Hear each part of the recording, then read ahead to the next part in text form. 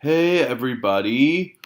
In this video, I'm going to talk a little bit about Title IX, which is a civil rights law passed in 1972, and it prohibits discrimination on the basis of sex or gender in all federally funded educational programs in the United States. So it's one of the biggest educational policies. And so, since it affects all federally funded education in the United States, that applies to millions and millions of teachers and students. Since a pretty significant majority of educational institutions in the United States are federally funded.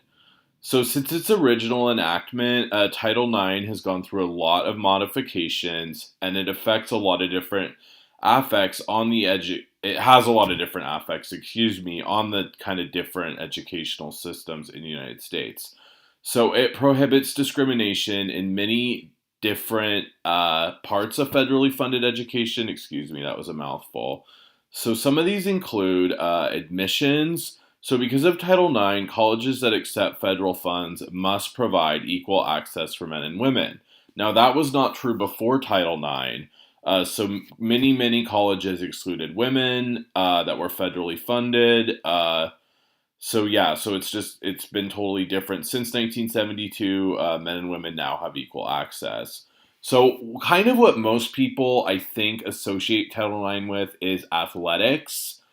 That's kind of like where it's most talked about. I feel like, at least that was my kind of knowledge of Title IX, was that, my assumption was that it means that men and women had to be equal, like in sports teams from colleges. And it turns out that's not actually literally the rule.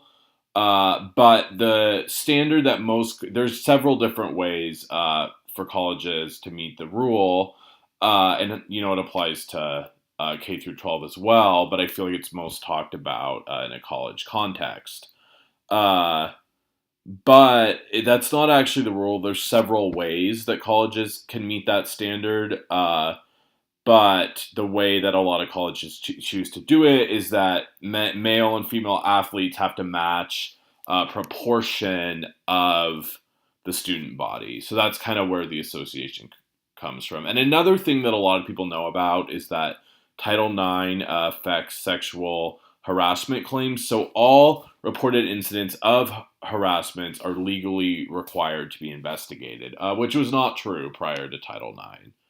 There's other things like there can't be discrimination, luckily, against pregnant students, which before Title IX, apparently, there was a lot of discrimination against students who are pregnant. So, as hard as that is for me to believe, that was how it was before Title IX. And employment, so that's another good thing about Title IX. Women and men have equal employment opportunity in all federally funded educational programs. So in the early 1970s, as most of us know, there was the feminist movement. So Americans re-examined a lot of old attitudes about sex and gender, as kind of the patriarchal, male-dominated institutions were challenged. So Title IX was preceded by something called Title VI, which was part of the large 1964 federal civil rights law. So that prohibited discrimination in federally funded institutions on the basis of race, color, and national origins, but it did not extend to sex and gender. So if you look at the Department of Justice website, they have kind of a really cohesive sentence that sums up Title IX, and that is: the principal objective of Title IX is to avoid the use of federal money to support sex discrimination in education programs and to provide individuals, citizens, effective protection against these practices. So one of the early challenges to Title IX was the Tower Amendment, and that did not pass. And Senator John Tower proposed kind of to exempt sports that produced revenue from being included in Title IX requirements. So the amendment was rejected, but that's one of the reasons that I think a lot of people associate Title IX just with athletics. So there's a few different areas of controversy. There's many areas of controversy in regards to Title IX, but I'm just going to talk about a few of them. So one of the main ones is athletics. So sometimes men's teams are cut due to the proportionality of athletes rule that a lot of schools follow.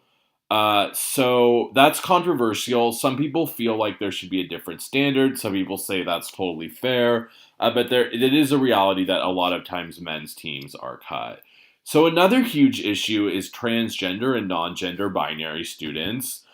So under President Obama, the Department of Justice created new guidelines, really having specific requirements of non-discrimination for transgender and non-gender binary students. And the Trump administration has largely rescinded these guidelines, kind of leaving it up to the states.